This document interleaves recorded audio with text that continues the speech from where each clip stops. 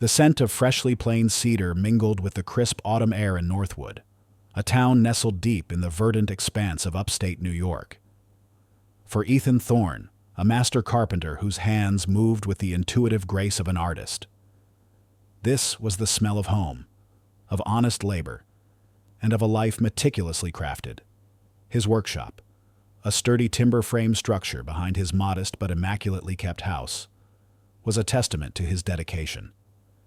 Sunlight streamed through its high windows, illuminating motes of sawdust dancing in the air, creating a golden haze around the intricate joinery he was currently perfecting. Ethan wasn't just a carpenter, he was a craftsman, a quiet perfectionist whose reputation for integrity and skill extended far beyond the sleepy bounds of Northwood.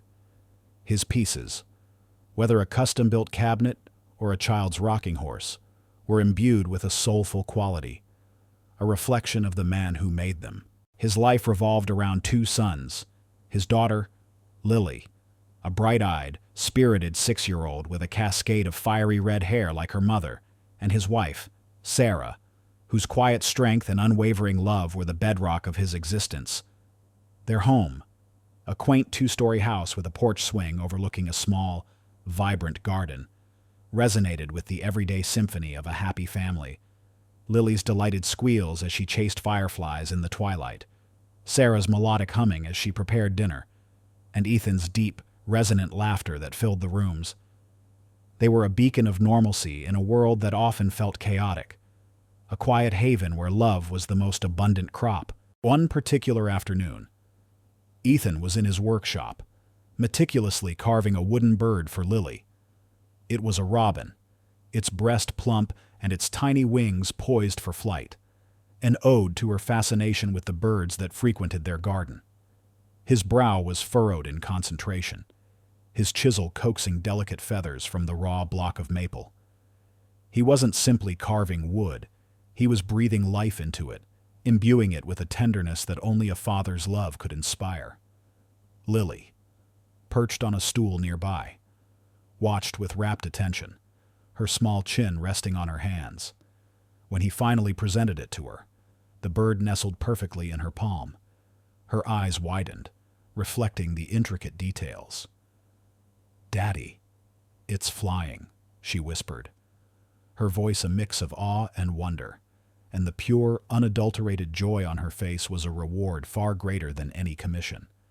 It was in these small, intimate moments that the profound depth of Ethan's devotion to his family was most palpable. His world, though outwardly simple, was rich with a quiet, abiding love. Evenings at the Thorne household were a ritual of peace. After Lily was tucked into bed, dreaming of wooden robins taking flight, Ethan and Sarah would share a simple meal, often homegrown vegetables from their small patch, prepared with Sarah's effortless grace. Tonight, it was a rustic potato leek soup, its warmth a comforting embrace against the encroaching chill of autumn. They sat at their kitchen table, illuminated by the soft glow of a single candle, its flame dancing in the center. Their conversation was a low murmur, a gentle exchange of the day's small victories and minor frustrations. Sometimes, they would simply sit in comfortable silence, their hands intertwined, the quiet intimacy a language all its own. The only sounds were the distant hoot of an owl and the soft crackle of the wood stove, creating a cocoon of warmth and contentment that felt impervious to the outside world. This was their sanctuary, their shared haven, built not just from wood and stone, but from unwavering trust and an unspoken understanding that transcended words. One brisk Tuesday afternoon, as Ethan was driving his worn but reliable Ford F-150 through the center of Northwood, he noticed a commotion near Miller's General Store, the town's only grocery. A young boy, no older than 12, was fumbling with a half-eaten loaf of bread, his eyes wide with a mixture of fear and desperation, while old Mr. Miller, the store's gruff but kindly proprietor, stood over him, his face a mask of exasperation. The boy's tattered clothes and gaunt frame spoke volumes. Most people would have called the police, or simply tutted and walked away. But Ethan, whose empathy ran deep, felt a familiar tug in his chest. He pulled over, stepped out of his truck, and approached the scene calmly. "Mr. Miller." Ethan's voice was gentle, a soothing balm in the tense air. "What seems to be the trouble here?" Mr. Miller sighed, running a hand over his bald head. "This boy, Ethan, tried to swipe a loaf of bread, said he was hungry." His tone softened, betraying his own conflicted feelings. Ethan knelt down, bringing himself to the boy's eye level. The child flinched, expecting anger, but found only quiet compassion in Ethan's gaze. "Hey there," Ethan said, a small, reassuring smile on his face. "What's your name?" "Tommy," the boy mumbled, his voice barely a whisper, his gaze fixed on the scuffed toes of his worn sneakers. "Tommy," Ethan repeated. "Are you hungry?" The boy nodded, tears welling in his eyes. Without another word, Ethan stood up, turned to Mr. Miller, and said, "Mr. Miller, ring up that bread and throw in some milk, eggs, and a few apples. Put it on my tab." Mr. Miller looked surprised but nodded, understanding. While Miller rung up the items, Ethan turned back to Tommy. "Look, Tommy," he said, "stealing isn't the answer, but hunger is a powerful thing. Tell you what, I need a hand down at my workshop, sweeping up sawdust, moving some lumber. It's honest work. If you're willing, I can pay you a fair wage, enough to buy food for you and your family. What do you say?" Tommy looked up, his eyes wide with disbelief, then with a dawning hope.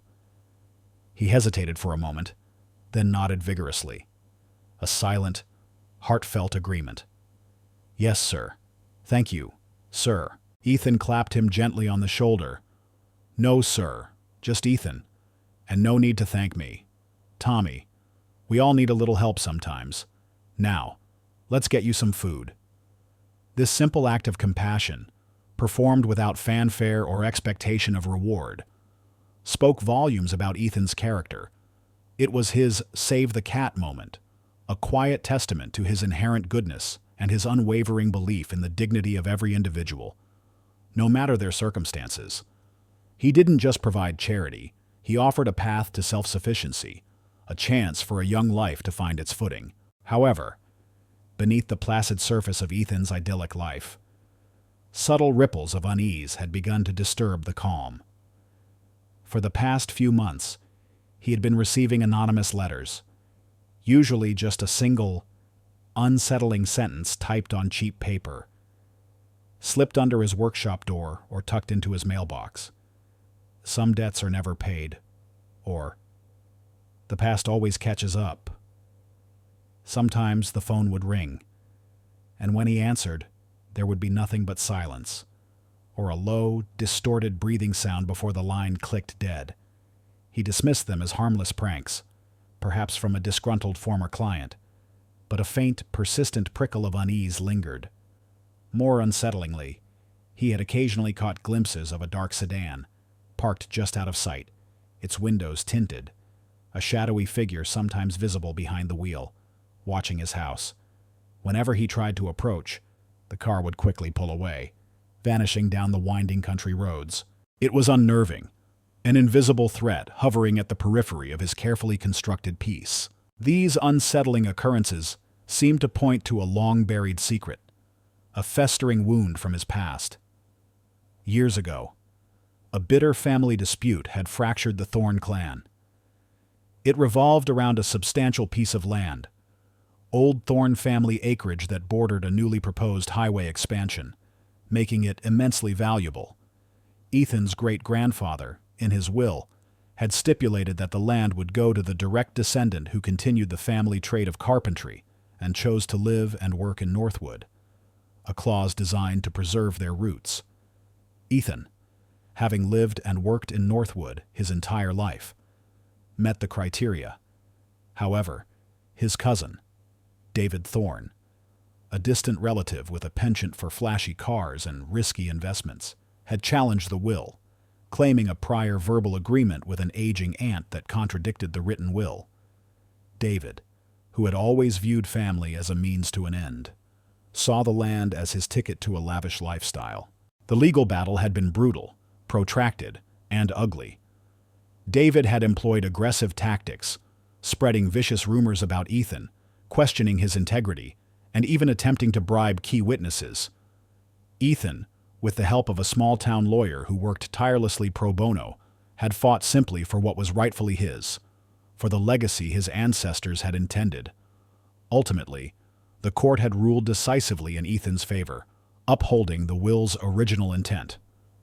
David Thorne, having invested heavily in legal fees and having leveraged his other assets in anticipation of winning the land, was financially ruined. He had vanished from Northwood shortly after the verdict, cutting off all ties. His last words to Ethan a venomous vow of retribution. "You'll pay for this, cousin. One way or another. You'll pay." Ethan had tried to put the ugly chapter behind him, focusing on his family and his craft. He had convinced himself that David, broken and disgraced, would fade into obscurity. But the recent anonymous threats, the shadowy car, now stirred a chilling suspicion. Could David, after all these years, still harbor such a profound, vengeful hatred? The thought sent a cold shiver down Ethan's spine. He had assumed David was a ghost of the past, but perhaps he was a living, breathing specter, waiting for the opportune moment to exact his twisted revenge. The peace Ethan cherished, the tranquility he had so painstakingly built, felt suddenly fragile, perched on the precipice of an unseen abyss. The storm was not just brewing, it was gathering strength, its dark clouds beginning to cast long, ominous shadows over the quiet sanctuary of rooted Grace Farm and the life Ethan held so dear. The morning of June 14th dawned with an unnatural stillness in Northwood, a silence that pressed down on Ethan Thorne's chest with an almost physical weight. He stirred, reaching for Sarah, but his hand met only cold, empty sheets. A prickle of unease, sharp and sudden, pierced through the haze of sleep. Sarah was an early riser, usually already downstairs, the faint aroma of coffee and toast drifting up from the kitchen. But this morning, there was nothing. Just an ominous quiet. He pushed himself up, his bare feet meeting the cool wood of the floor. A shiver, unrelated to the morning chill, ran down his spine. "Sarah," he called out, his voice a little hoarse with sleep and burgeoning fear.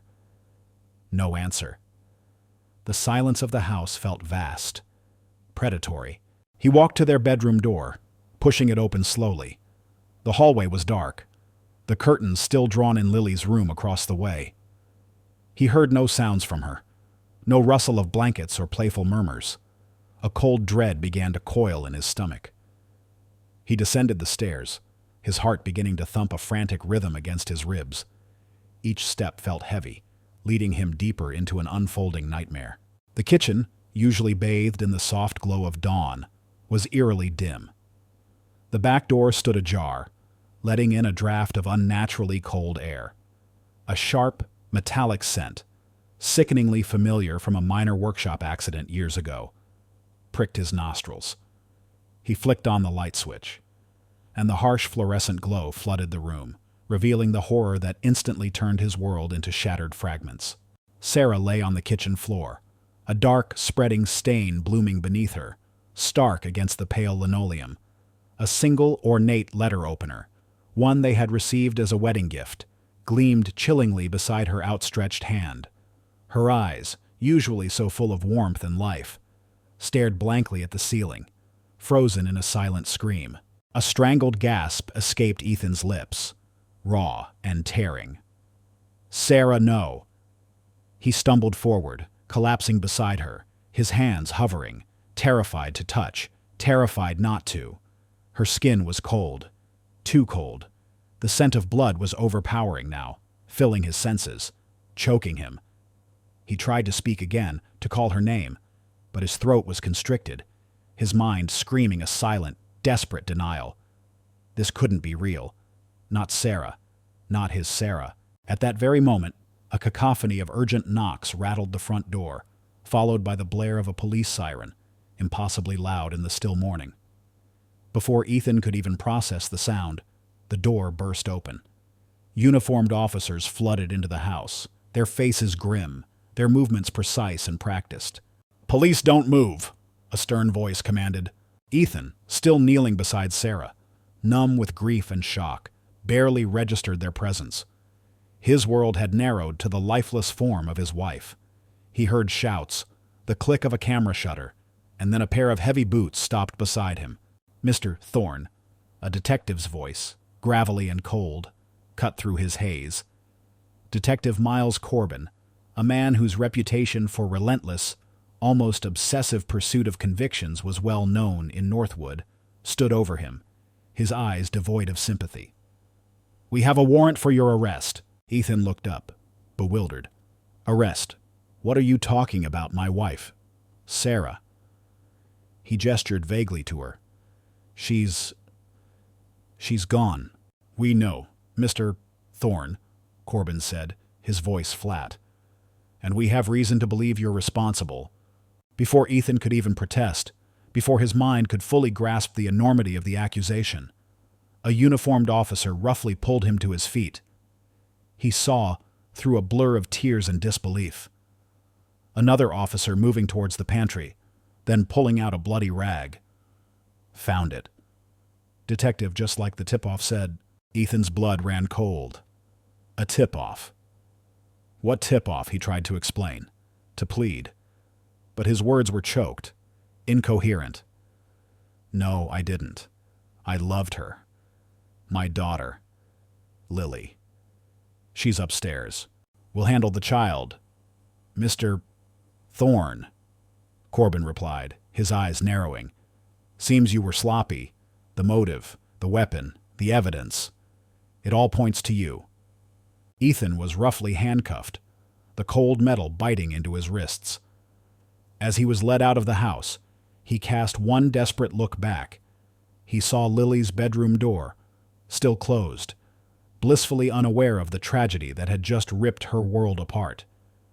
He wanted to scream her name, to hold her, to tell her he loved her, that he was innocent. But he was dragged away. The image of Sarah's still form burned into his mind, and the chilling realization that he was being framed, caught in a meticulously laid trap. His life, in the span of mere minutes, had been irrevocably shattered. The following weeks were a torturous blur of interrogation rooms, cold metal chairs, and a relentless barrage of accusations. Ethan's small-town lawyer, a public defender named Mr. Henderson, seemed overwhelmed, barely able to keep up with the prosecution's aggressive tactics. The evidence, though circumstantial, appeared damningly cohesive. The bloodied rag, found in the pantry, contained traces of Ethan's DNA and Sarah's blood. A neighbor claimed to have heard a loud argument from the Thorne house late that night, though they couldn't confirm voices. Most chillingly, a note, seemingly written by Sarah, was found tucked into her bedside table drawer, expressing fear of Ethan and hinting at marital discord. Ethan vehemently denied it, but the prosecution painted a picture of a controlling, violent husband driven by jealousy. The real motive for Sarah's murder remained murky to the public. A blank space the prosecution skillfully filled with suggestions of an escalating domestic dispute. Though Ethan knew their marriage was solid, rooted in deep affection and mutual respect. He knew the note was a forgery, the argument a fabrication, the planted evidence a cruel, calculated setup. But his protests fell on deaf ears. He was bewildered, lost in a labyrinth of legal jargon and false accusations. The world, which had once been his home, now felt like a hostile, alien place. He tried desperately to explain about the anonymous letters, the shadowy car, his past dispute with David Thorne. But his lawyer, beleaguered and under-resourced, dismissed them as the desperate ramblings of a man under extreme duress. "They'll say you're trying to shift blame, Ethan," Mr. Henderson had warned, his voice tired. It'll only make you look worse. The trial itself was a travesty, a relentless assault on Ethan's character and sanity. The prosecutor, a sharp-suited, ambitious woman named Ms. Caldwell, wove a compelling narrative of domestic violence, preying on the jury's emotions. Ethan, shell-shocked and emotionally devastated, was a poor witness in his own defense. His grief was interpreted as coldness, his bewilderment as guilt. He had no alibi, no credible explanation for the planted evidence. His quiet nature, once seen as integrity, was now twisted into a sinister reservedness. Then came the moment that would forever haunt him, the true point of no return. The jury returned its verdict. Guilty. The word reverberated through the courtroom, a hammer blow to his soul. The judge's voice, distant and cold, pronounced the sentence, life imprisonment without parole. Ethan's world imploded. The air was sucked from his lungs. He looked desperately towards the gallery, searching for a friendly face, a sign of hope. He saw Sarah's sister, Elizabeth, her face a mask of grief and betrayal, refusing to meet his gaze. He saw some of his neighbors, their expressions ranging from pity to condemnation, but he didn't see Lily. She had been sent to stay with Elizabeth, shielded from the brutal reality of the trial. The thought of his little girl, growing up believing her father was a monster, twisted a knife in his gut. As the bailiffs led him away, his legs felt like lead. The clanging of the metal door behind him, the finality of its thud, was the sound of his life being irrevocably severed.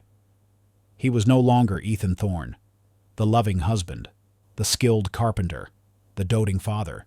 He was an inmate, a number, a man condemned for a crime he didn't commit. The ordinary world, the life he had known, was gone, replaced by the suffocating concrete and steel of a prison cell. There was no going back. The gates of the Clinton Correctional Facility, a grim fortress of concrete and razor wire, had closed behind him, swallowing him whole. His innocence, his love for Sarah, his yearning for Lily, all were swallowed by the abyss of the American justice system. Inside the cold, sterile confines of his cell, the initial shock gave way to a chilling realization. This wasn't just a mistake. It was an elaborate, malicious setup. The anonymous letters, the shadowy car, the perfectly placed evidence. It all clicked into place with horrifying clarity. Someone with a deep-seated grudge and a twisted mind, had meticulously planned his downfall. And in his gut, he knew who. David Thorne, his cousin, the man consumed by bitterness and a thirst for revenge after the land dispute. The thought sent a jolt of ice through his veins. But how and why Sarah? The questions gnawed at him, a relentless torment. The initial weeks in prison were a blur of disorientation and despair. The cacophony of the cell block, the shouts, the clanging of gates, the distant, mournful wails, was a stark contrast to the quiet harmony of his home. He struggled to eat, to sleep, haunted by images of Sarah and Lily. The grief was a physical ache, a constant companion. He felt a profound sense of helplessness, a crushing weight of injustice that threatened to consume him entirely. One afternoon, during a brief yard period, Ethan saw a familiar face, partially obscured by the shadows of the concrete walls. A man with a receding hairline and a nervous twitch in his eye. It was Marcus, the Snake, Riley, a petty criminal from Northwood, known for his ability to dig up dirt and his willingness to do shady favors for the right price. Riley was locked up for a string of burglaries, but seeing him here, in Clinton, sent a cold wave of suspicion through Ethan.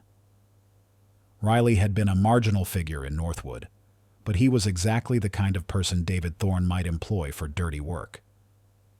Could Riley have been involved in planting the evidence?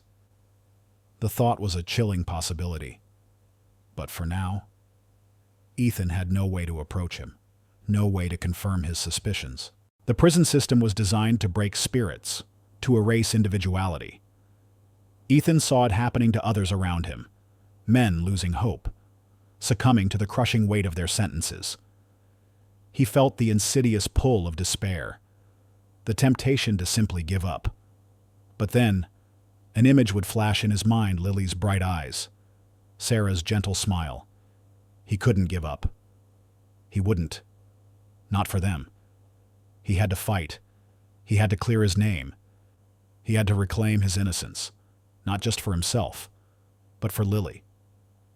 So she would one day know the truth about her father. He realized, with a chilling clarity, that the legal system that had condemned him was the only tool that could free him. He had to understand it, dissect it, master it.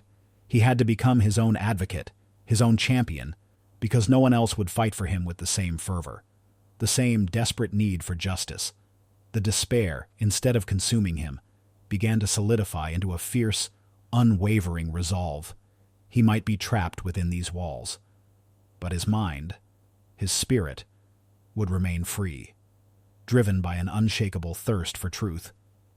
The catalyst had not only shattered his life, it had forged a new, unexpected purpose from the wreckage. Ethan Thorne was no longer just a victim. He was a warrior, beginning an arduous, lonely journey towards an uncertain redemption. The rhythm of prison life was a harsh, unyielding master. Days bled into weeks, weeks into months, and the relentless concrete walls of Clinton Correctional Facility became Ethan's entire world. The initial shock of his wrongful conviction slowly calcified into a cold, burning resolve. He carried the weight of Sarah's death and Lily's absence like a constant ache, but it was an ache that fueled his purpose to understand the intricate machinery of the law that had crushed him, and to dismantle it, piece by agonizing piece. He spent his recreation time not in the yard, but in the small, dusty prison library. Its shelves, lined with an eclectic collection of donated paperbacks and outdated textbooks, held a hidden treasure, a modest section dedicated to legal texts. Initially, he approached them with a sense of desperation, devouring every page on criminal procedure, evidence, and constitutional law, seeking answers to the inexplicable nightmare that had engulfed him. He meticulously dissected the transcripts of his own trial, finding glaring inconsistencies, overlooked details, and procedural errors that his public defender, overwhelmed and under-resourced, had missed. He saw how the prosecution had expertly woven a narrative of guilt from flimsy threads of circumstantial evidence, how his quiet demeanor had been twisted into a sign of cold indifference. As he delved deeper, a startling truth began to emerge. Ethan, the carpenter, possessed an innate, almost photographic memory for detail, a keen analytical mind, and an uncanny ability to identify patterns and logical flaws. These were the same qualities that made him a master craftsman, meticulously planning each cut, each joint, to ensure the structural integrity of his creations. Now, he applied these talents to the labyrinthine structure of legal arguments. He wasn't just reading. He was learning, absorbing legal principles with a speed that astonished even himself. He began to see the law not as an abstract, impenetrable force, but as a complex blueprint, one that could be deconstructed, understood, and ultimately rebuilt. He started small, almost unconsciously. Other inmates, noticing his quiet intensity in the legal section, began to approach him with their own predicaments. "Hey, Thorne," a burly man named Big Mike, in for armed robbery, grumbled one afternoon. "This parole board denied my appeal again. Says my attitude ain't right. Can you even make sense of this legal mumbo-jumbo?" Ethan would take the inmate's paperwork, his brow furrowed in concentration. He'd spend hours poring over their files, identifying the obscure legal precedents, the subtle nuances of sentencing guidelines, the procedural missteps that had led to their appeals being denied. He wouldn't offer false hope, but he would explain, in clear, concise language, the strengths and weaknesses of their cases, often suggesting a slight rephrasing of an appeal letter or a different angle for a grievance. He didn't boast or seek recognition. He simply wanted to help, driven by an empathy that had been sharpened, not dulled by his own suffering. Word of Thorne, the jailhouse lawyer, spread quietly through the cell blocks. Inmates who had scoffed at his quiet demeanor now approached him with a newfound respect.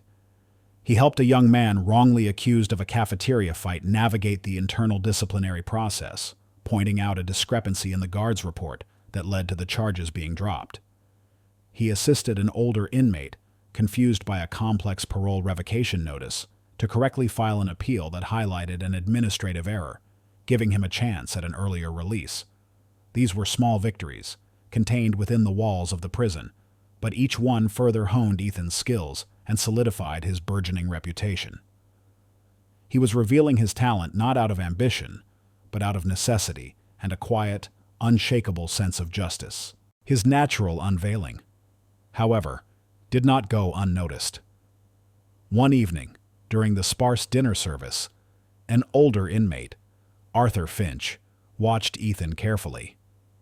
Arthur was a ghost of a man, thin and stooped, with a perpetual tremor in his hands. He rarely spoke, preferring to observe, his keen eyes missing nothing.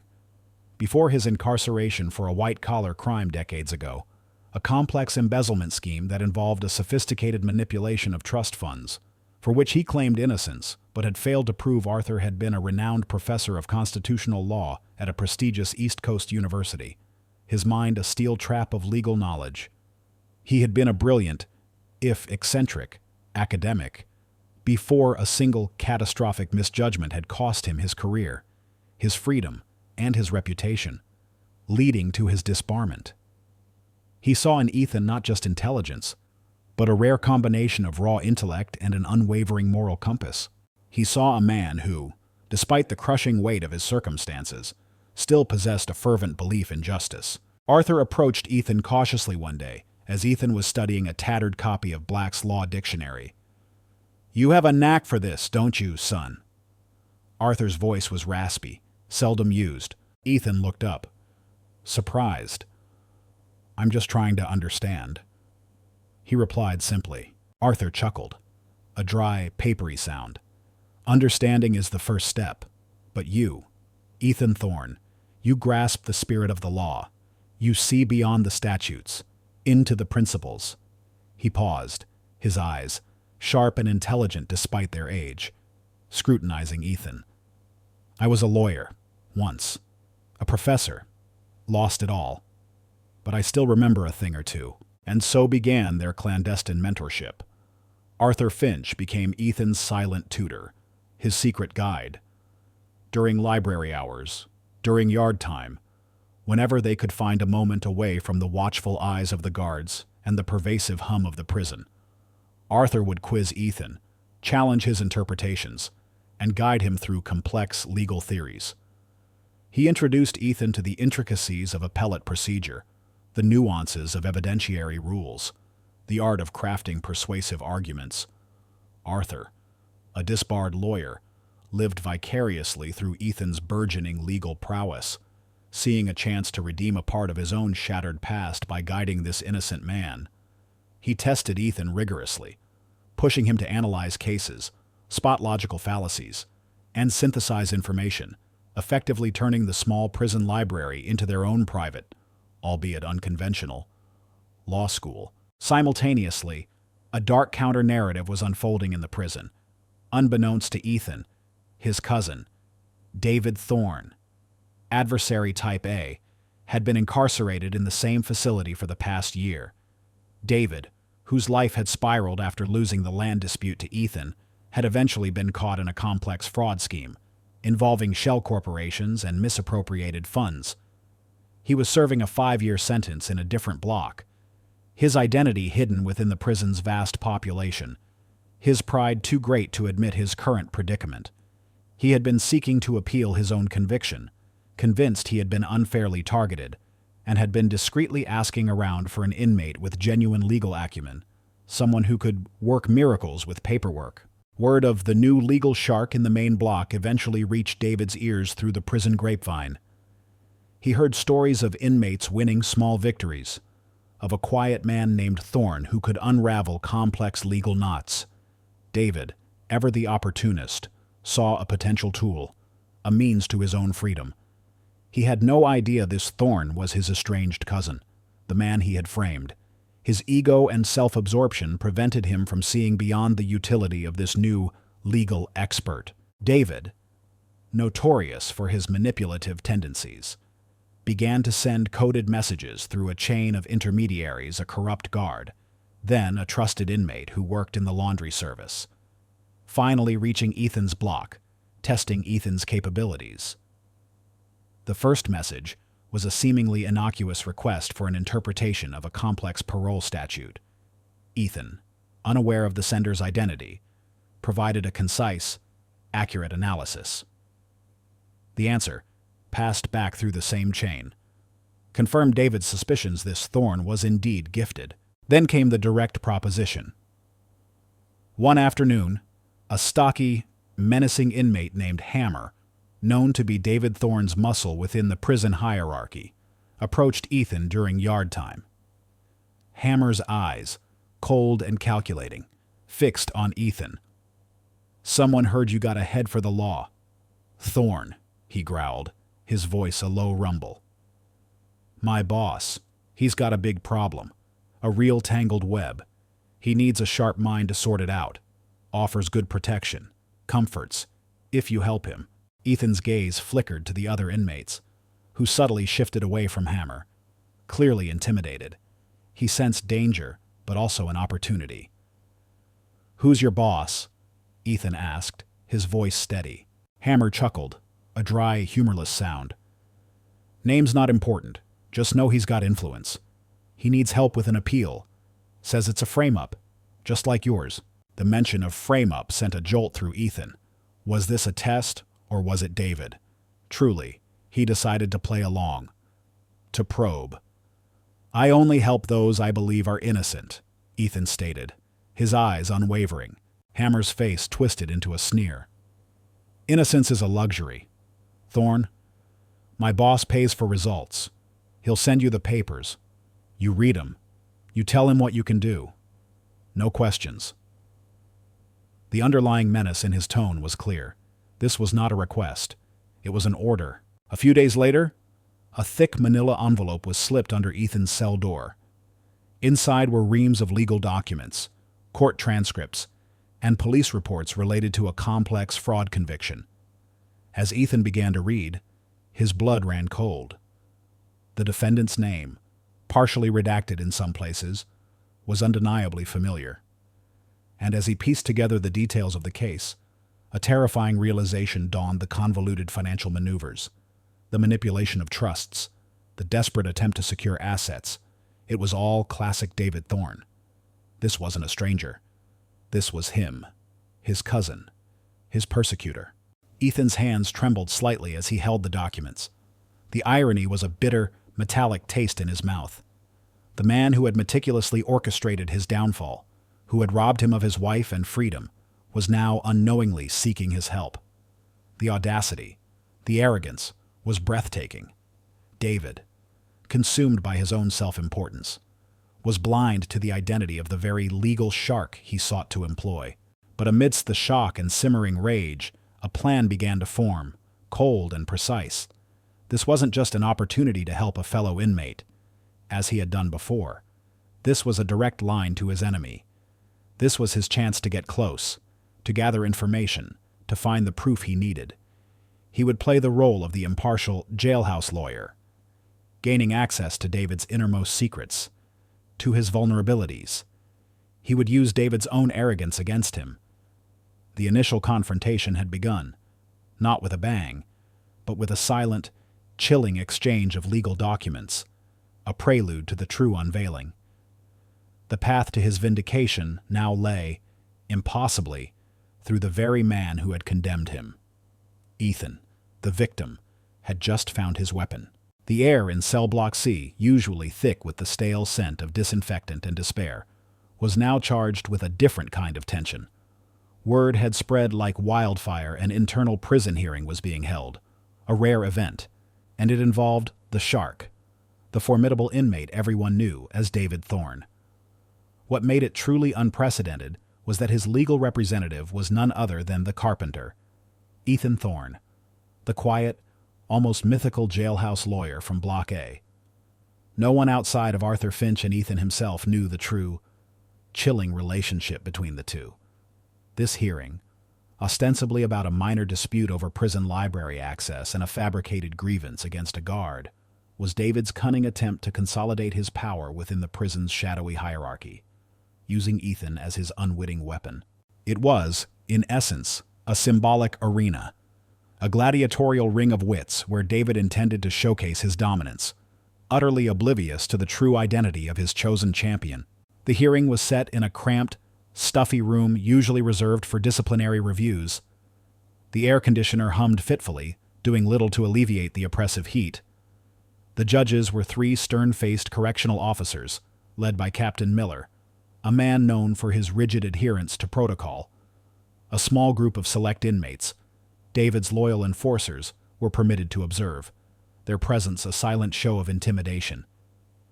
For Ethan, however, the symbolic weight of the room was far heavier. This confined space, these unforgiving walls, mirrored the very system that had trapped him.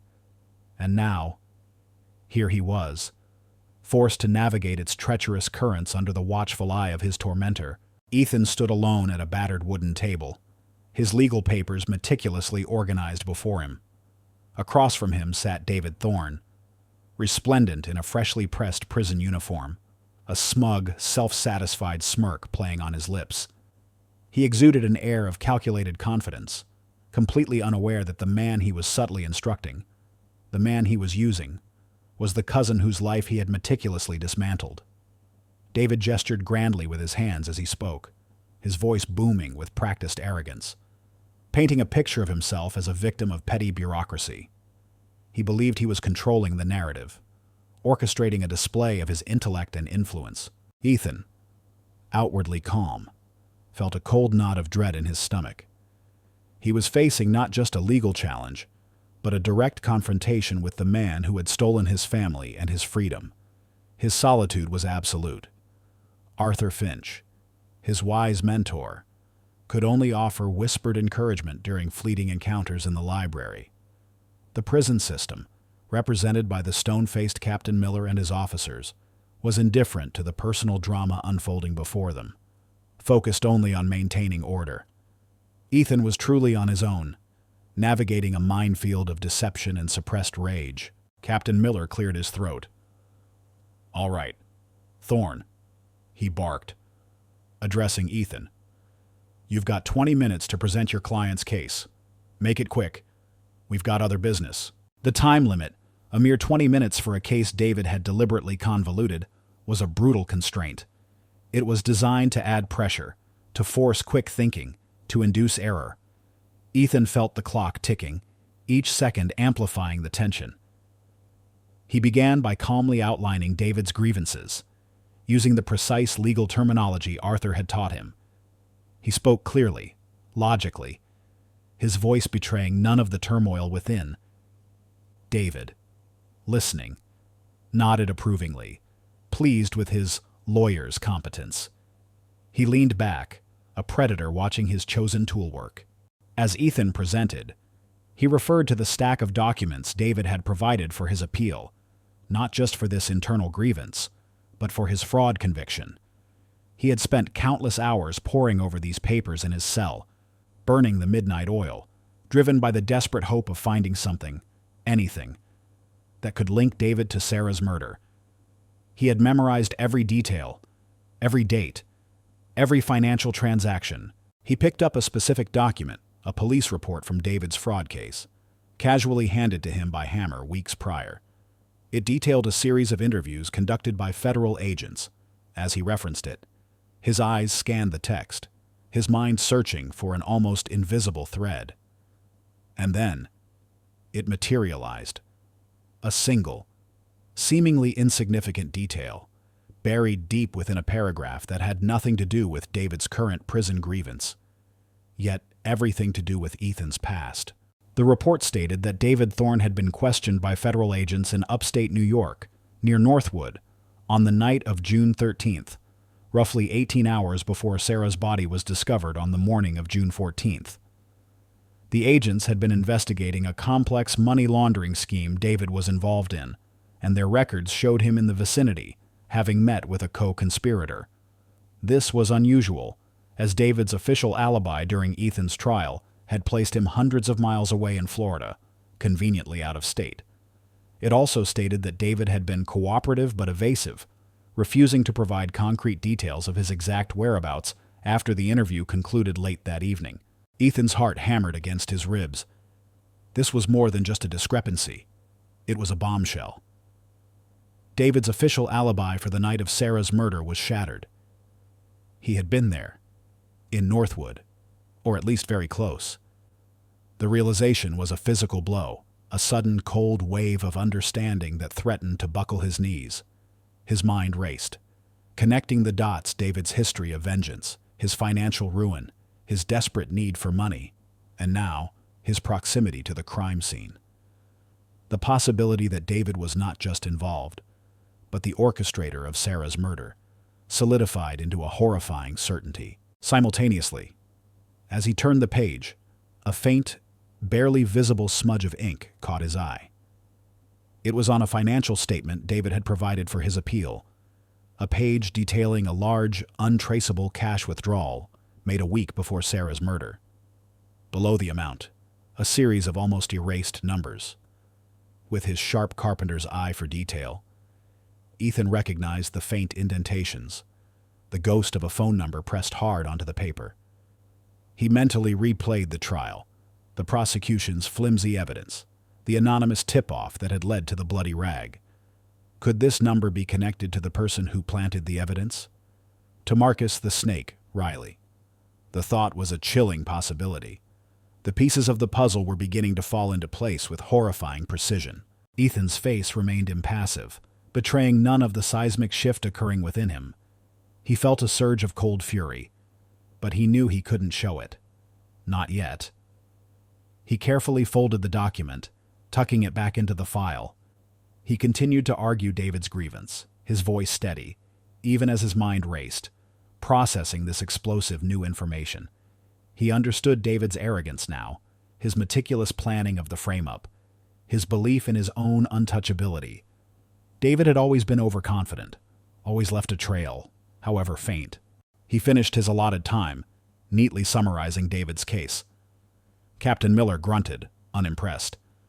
But the other inmates, including David's muscle, Hammer, seemed subtly impressed by Ethan's articulate presentation. "All right, Thorne," Captain Miller said, tapping his pen. "We'll review this. Thorne, David, you're next, for your personal statement." David Thorne, still unaware of the trap he had stumbled into, rose to speak. He strutted to the table, basking in the attention, his voice dripping with feigned sincerity as he spoke of his unjust conviction. His words were a torrent of self-pity and inflated righteousness, painting himself as a victim of a corrupt system, much like Ethan himself had been portrayed. He used eloquent, practiced phrases, honed from years of charming, unsuspecting investors. His performance was masterful, captivating the attention of the observing inmates and even drawing a slight nod of grudging respect from one of the correctional officers. He spoke about how he had been in Florida, completely detached from his New York troubles, at the time of the fraud. Ethan watched him, a cold, calculating gleam in his eyes. David was a viper, smooth and deadly. But even vipers left tracks. He could see now the precise moment David had made his fatal error, the subtle slip in his carefully constructed narrative, the thread that, once pulled, would unravel his entire web of lies. Ethan knew, with chilling certainty, that his 20 years of studying the very laws David had so brazenly flouted were about to pay off in the most profound and devastating way imaginable. The gauntlet had been thrown, and now it was his turn to pick it up. The air in the small, stifling hearing room crackled with an almost unbearable tension. David Thorne, basking in the afterglow of his self-serving narrative, continued to drone on, his voice a smooth, practiced cadence. He spoke of his unwavering commitment to truth, his unfortunate circumstances, and his unjust persecution, all while maintaining an air of injured innocence. He even subtly referenced his supposed alibi for the dates of Sarah's murder, casually weaving it into his story about being far away in Florida. He truly believed he had controlled the entire narrative, that Ethan Thorne was merely a capable pawn, a tool to be wielded for his own benefit. The dramatic irony was so thick it was almost suffocating. Ethan, however, was no longer listening to the words, but to the silences between them, to the subtle shifts in David's eyes, the unconscious twitch of his jaw. He had found his opening, a hairline fracture in David's meticulously constructed facade. He had endured 20 years of unjust imprisonment, a silent witness to the grinding gears of a system that had failed him. He had spent countless nights poring over legal texts, training his mind to dissect, to analyze, to expose the hidden truths. And now, in this confined space, under the watchful, unwitting eyes of his tormentor, that training was about to be unleashed. When David finally finished his statement, a smug smile plastered across his face. Captain Miller turned to Ethan. "Thorne, any questions for your client?" Ethan took a deep breath, steadying the tremor in his hands. His voice, when he spoke, was calm, clear, and utterly devoid of emotion, a stark contrast to the turbulent storm raging within him. "Just a few, Captain. If I may, I'd like to clarify some points regarding the evidence provided for Mr. Thorne's appeal." He gestured to the stack of documents. David's smirk widened. "Proceed, cousin. My affairs are an open book." He said cousin with a dismissive wave, a deliberate attempt to assert his superiority, still oblivious to the true identity of the man challenging him. "Indeed," Ethan replied, his eyes never leaving David's. He picked up the federal police report, the one detailing David's questioning near Northwood. "Mr. Thorne, this report states you were interviewed by federal agents in Ulster County, New York, on the night of June 13th, roughly 18 hours before Mrs. Makawa. Thorne's body was discovered on June 14th. He paused, letting the words hang in the air, a subtle shift in the room's atmosphere. "Yet, in your alibi presented during my own trial, you emphatically stated you were hundreds of miles away in Florida at that exact time. Could you explain this discrepancy?" David's composure faltered, just for a flicker. His eyes darted to Captain Miller, then back to Ethan, a faint frown creasing his brow. "That's irrelevant," he snapped, his voice losing some of its earlier smoothness. "That's for a different case, a completely different matter. It has nothing to do with this grievance. On the contrary, Mr. Thorne," Ethan countered, his voice gaining a quiet, relentless force. "Per the rules of this hearing, the judges are permitted to consider all relevant documentation submitted by the client. This document was submitted by you, and if your alibi for one serious charge is demonstrably false, it raises questions about the veracity of your testimony in any matter." Ethan's logic was irrefutable. Captain Miller, intrigued by the unexpected turn, leaned forward, a new glint in his eye. David's face began to flush. He had not anticipated this. He had assumed Ethan would stick to the minor prison grievance, not delve into his past fraud case. "This is a fishing expedition. You're out of line," David roared, standing abruptly, his chair scraping loudly against the floor. "Objection, Captain," Ethan stated calmly, addressing Miller. "I am simply trying to understand the full context of Mr. Thorne's history of unjust persecution. As he so eloquently put it, credibility, as you know, is paramount in any legal proceeding." Captain Miller gestured for David to sit. "He's got a point. Thorne, sit down. Answer the question." David, seething, slowly lowered himself back into his seat. His eyes narrowed into furious slits.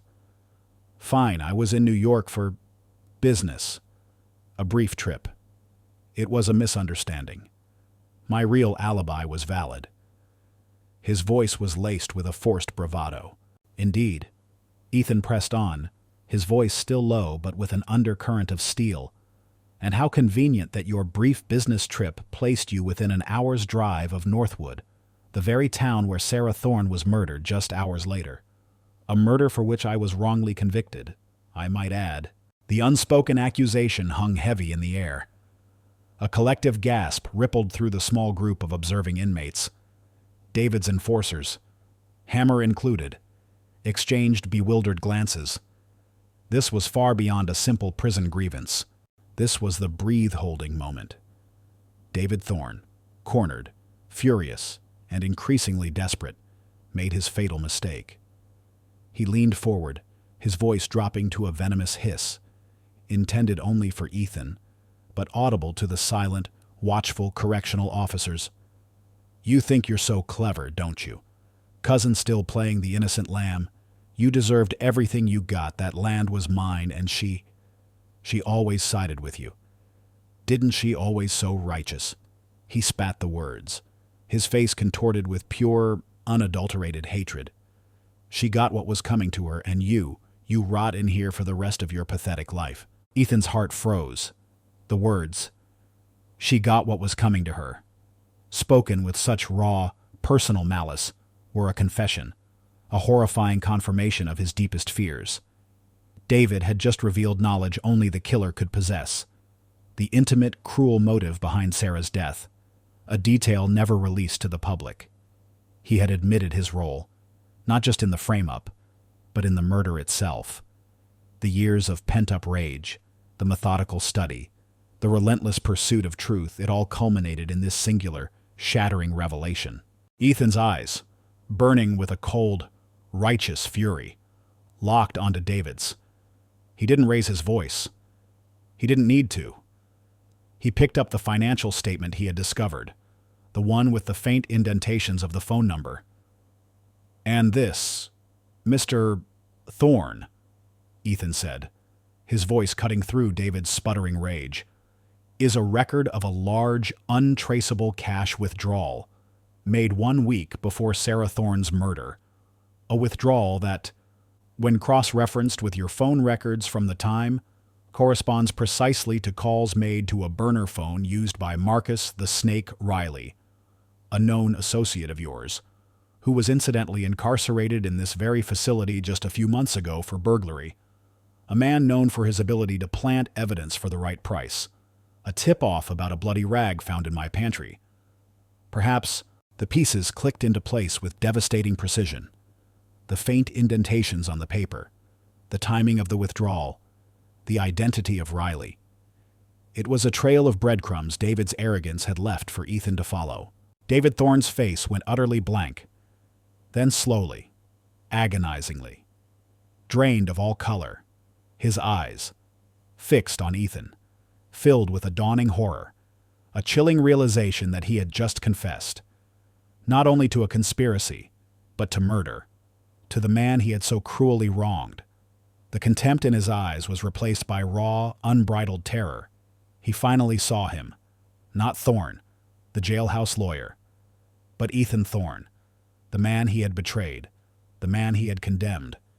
He knew, in that single, crushing moment, that his entire elaborate scheme had unraveled, exposed by the very person he sought to destroy. His grand plan of vengeance had devoured him whole.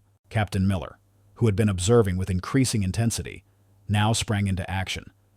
His face, usually impassive, was a mask of shock and grim determination. He slammed his hand down on the table. Guard, secure Thorne. David, he's just confessed to a capital crime. The observing inmates, David's former loyalists, erupted in a cacophony of whispers and gasps. Their faces, just moments before reflecting grudging respect for David, now twisted into expressions of revulsion and disbelief. The man who had boasted of his cunning, who had manipulated them with promises of influence, was revealed to be a cold-blooded killer, a calculating monster.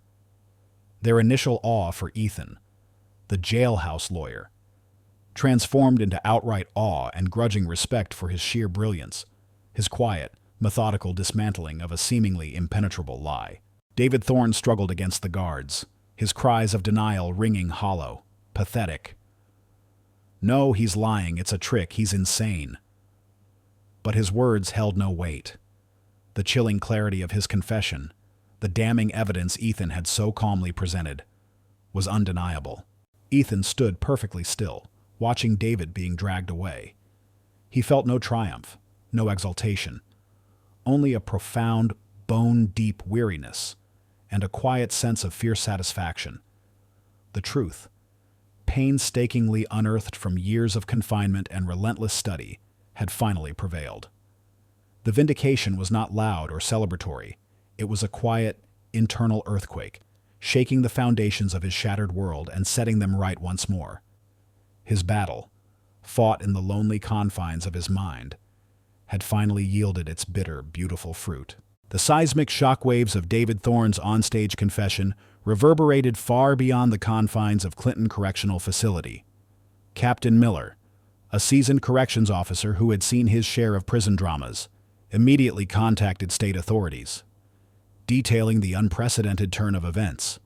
He emphasized Ethan Thorne's calm demeanor, his meticulous presentation of evidence, and David's shocking, unprompted outburst. This was no mere prison squabble. It was a bombshell. News of the internal hearing and David Thorne's impromptu confession spread like wildfire through the state's judicial and law enforcement circles. The New York State Police, under the directive of the District Attorney's Office, swiftly reopened the Sarah Thorne murder case. They found Marcus the Snake Riley, who had been transferred to a different correctional facility after his brief stint in Clinton, and presented him with the evidence Ethan had uncovered: the untraceable cash withdrawal from David's account and the burner phone connection. Faced with the undeniable proof of his involvement and a promise of a reduced sentence for cooperation, Riley, a coward at heart, broke. He confessed to being hired by David Thorne to plant the evidence and provide the anonymous tip to the police, orchestrating Ethan's frame-up. He detailed how David, consumed by vengeance over the family land dispute, had meticulously planned Sarah's murder to not only punish Ethan, but also to gain control of any remaining family assets, knowing that Ethan's conviction would effectively disinherit him. The forged note, the staged argument, the planted rag, every detail corroborated Ethan's long-held, desperate pleas of innocence. The district attorney, keen to rectify a glaring miscarriage of justice and salvage the reputation of her office, moved quickly. A special review board was convened, and based on Riley's testimony and the new, irrefutable evidence, Ethan Thorne's conviction for the murder of Sarah Thorne was officially overturned. The news hit national headlines. Innocent man cleared after 20 years in prison. Proves own case. The day Ethan Thorne walked out of Clinton Correctional Facility was crisp and clear, a stark contrast to the grim, rain-swept morning he had been dragged in 2 decades earlier. He wasn't met by a throng of reporters, but by a single figure, tall and slender, her hair a familiar fiery red lily. She was no longer the 6-year-old girl he remembered, but a striking young woman of 26. Her eyes, though still bright, holding a depth of sorrow and resilience he recognized as his own. She had been raised by Sarah's sister, Elizabeth, who, upon learning the truth, had been consumed by remorse and had done everything in her power to ensure Lily had a good life. Their reunion was quiet, profound. No dramatic embraces, no effusive tears. Just a long, silent hug. Lily's arms wrapping tightly around her father, feeling the lean strength of him, the familiar scent of wood and resilience that still clung to him even after 20 years in prison. "Dad," she whispered, her voice thick with emotion. I always hoped." Ethan held her close, burying his face in her hair. "My Lilybug," he murmured, the old nickname slipping out naturally. "I knew you'd understand."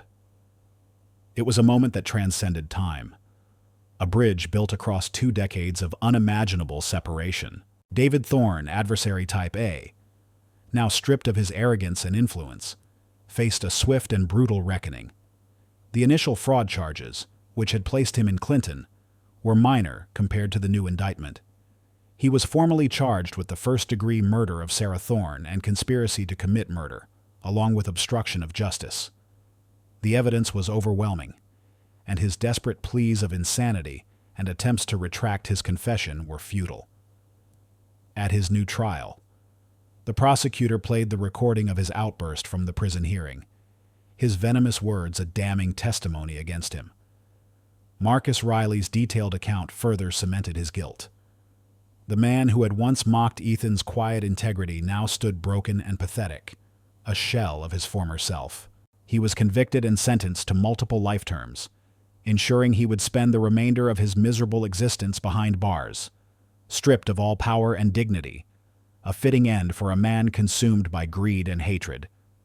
His fate was a grim testament to the fact that justice, though often delayed, would not be denied. Ethan was offered substantial financial compensation for his wrongful imprisonment, a multi-million-dollar settlement that would have ensured a life of luxury. He politely but firmly declined the bulk of it. "The money can't give me back the years," he told his pro bono lawyer, a kind-hearted man named Arthur Chen who had taken up his case after the prison hearing. "Or the time I lost with Sarah and Lily. What I want is to help ensure no one else suffers like I did." Instead, Ethan accepted a smaller portion, enough to establish a comfortable, secure life for himself and Lily. The real opportunity he embraced was far more meaningful. A distinguished human rights attorney, Eleanor Vance, no relation to Chef Vance, head of the renowned Justice Advocacy Project JAP, had closely followed Ethan's case, impressed by his extraordinary legal mind, his unyielding moral compass, and his unparalleled personal experience within the system. She offered him a unique position within JP. "Mr. Thorne," Eleanor had said during their first meeting outside prison, her voice firm but compassionate. "Your knowledge of the law, born from necessity and injustice, is unlike any other. Your ability to dissect a case, to find the subtle cracks in a prosecution's armor, is truly remarkable. And your personal story, it is a powerful catalyst for change. We want you to join our team. Not as a licensed attorney, not yet, if you choose to pursue that path, but as our lead case review specialist.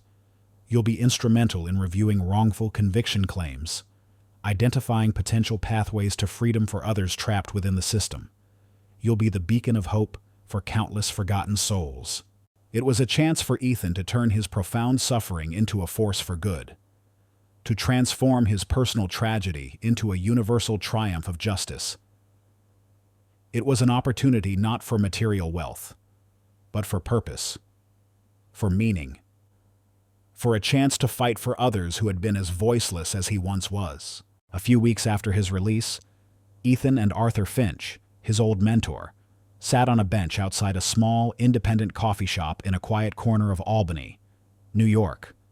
Arthur, whose own conviction was also being reviewed thanks to Ethan's new influence, looked frail, but his eyes sparkled with intellectual fire.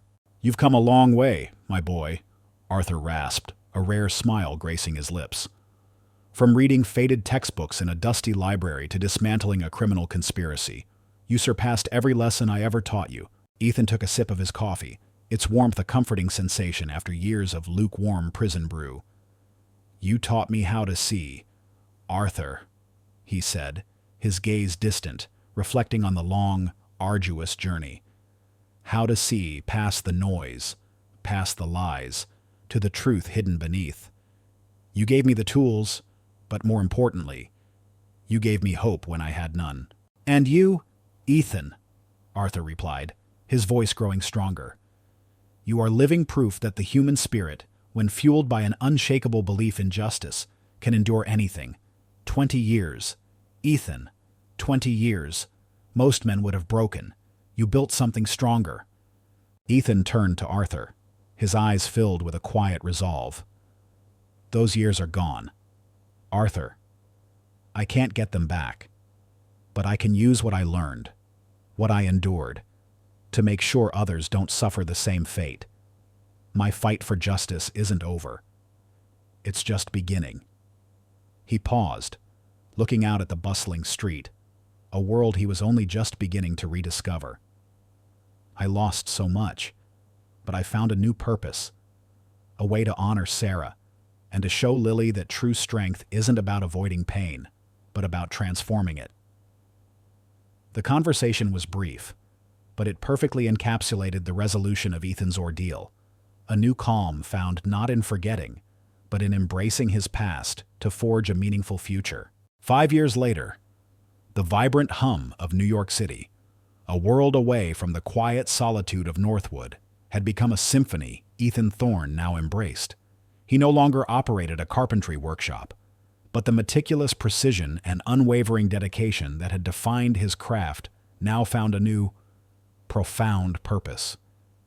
He was no longer just Ethan Thorne, the wrongly accused carpenter. He was Ethan Thorne, the celebrated human rights advocate, a beacon of hope for the unjustly incarcerated across the nation. He hadn't pursued a formal law degree. Instead, his unparalleled journey and a special provision by the New York State Bar, recognizing his unique expertise gained over 2 decades of self-study, allowed him to work as an accredited legal investigator and advocate within the Justice Advocacy Project, JAP. Under the mentorship of Eleanor Vance, JAP had blossomed, its influence spreading nationwide. Ethan was its beating heart, its most compelling voice. He wasn't confined to a traditional office. His work took him to dusty prison libraries, to hushed interrogation rooms, and often to bustling courtrooms where he would sit beside junior attorneys. His quiet presence a powerful reminder of the human cost of legal error. He specialized in cases mirroring his own wrongful convictions based on flimsy circumstantial evidence, coerced confessions, or overlooked details. He possessed an uncanny ability to review mountains of legal documents, to spot the subtle inconsistencies, the procedural missteps, and the hidden motives that professional lawyers often missed. He would spend hours with the families of the condemned, offering not just legal advice, but empathy and unwavering belief. He often said, "You don't just study law from books, you study it in the lives of the broken." His personal life, too, had found a new, profound calm. He and Lily, now a bright and driven 26-year-old, had rebuilt their lives in a peaceful brownstone in a quiet, tree-lined Brooklyn neighborhood. It was a home filled with laughter and the comforting aroma of home-cooked meals, a stark contrast to the sterile environment of his past. Lily, inspired by her father's extraordinary resilience and his unyielding pursuit of justice, had chosen to follow in his footsteps. She was in her final year of law school at NYU, specializing in criminal defense and public interest law. She spent her summers interning at JAP, working side by side with her father, learning not just the intricacies of the legal system, but the profound human element that fueled its fight. Their relationship, once severed by injustice, had blossomed into an unbreakable bond, forged in shared purpose and an enduring love. True to his deep-seated commitment to paying it forward, Ethan had established the Thorne Justice Initiative. It was a nonprofit foundation, funded largely by small donations and pro bono legal services, dedicated to providing comprehensive support for individuals exonerated after wrongful convictions. This included not just legal aid for appeals, but also crucial post-release assistance housing, job training, psychological counseling, and reintegration programs to help them navigate a world that had moved on without them. He understood, more than anyone, that freedom was just the first step. Rebuilding a life required immense strength and support. He frequently visited prisons across the state, not as an inmate, but as a speaker, a mentor, a living testament to hope. He would stand before rows of desperate men, his voice calm, his eyes steady, sharing his story, instilling in them the belief that even in the darkest of places, the light of truth could eventually break through. His presence alone was often enough to reignite a flicker of hope in the most despairing of hearts. One brisk afternoon, Ethan stood on the dais of a packed lecture hall at Columbia Law School, his voice resonating with quiet authority. He was addressing a class of eager, bright-eyed law students, their faces reflecting a mixture of awe and fierce determination. He no longer bore the gaunt, haunted look of the prisoner. Instead, his face was etched with the lines of experience, his eyes keen and empathetic. He held in his hands a battered, dog-eared copy of a legal textbook, the very one, or one remarkably similar, to those he had devoured in the Clinton Correctional Library. It was a tangible symbol of his improbable journey, a testament to the power of the human spirit to transcend adversity. He paused, looking out at the young faces, the future custodians of justice. "My path to understanding the law," he began, his voice soft but commanding, "was not through lecture halls or pristine law libraries. It was forged in the crucible of injustice, within walls designed to break spirits. I learned from the despair of others, from the silent cries for help, from the cold, unyielding truth of a system that sometimes fails those it's sworn to protect." A shaft of golden sunlight, streaming through the tall, arched windows of the lecture hall, illuminated him, casting a warm glow around his figure. He lifted the old law book slightly, its worn cover reflecting the light. He concluded his speech, his voice rising, imbued with decades of hard-won wisdom. "Justice, true justice, is not always swift, but it is always worth fighting for.